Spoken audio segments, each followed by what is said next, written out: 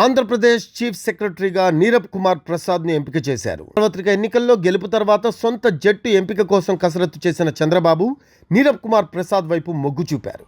CS రేసులో ఆర్పి సిసోడియా, విజయానంద్ పేర్లు ప్రముఖంగా వినిపించినా చివరకు నీరబ్ కుమార్ను అదృష్టం వరించింది. నీరబ్ కుమార్ ప్రసాద్ను ప్రధాన కార్యదర్శిగా నియమిస్తూ GID political secretary Suresh Kumar శుక్రవారం జీవో నెంబర్ 1034 జారీ చేశారు. ఎన్నికల ఫలితాలు వెలువడిన తర్వాత నీరబ్ కుమార్ ప్రసాద్ బుధవారం చంద్రబాబుతో భేటీ అయ్యారు.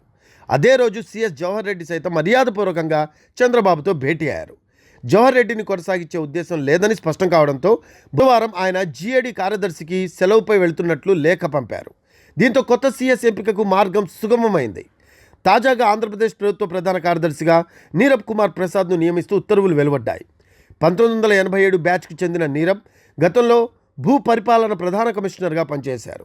ఆయన ప్రస్తుతం రాష్ట్ర పర్యావరణ అటవీ శాఖ ప్రత్యేక ప్రధాన కార్యదర్శిగా విధులు నిర్వర్తిస్తున్నారు.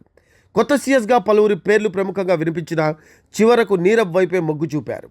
1987 బ్యాచ్కు చెందిన నీరబ్ ప్రసాద్ ప్రస్తుతం రాష్ట్ర పర్యావరణ అటవీ శాస్త్ర సాంకేతిక శాఖ ప్రత్యేక ప్రధాన కార్యదర్శిగా పనిచేస్తున్నారు.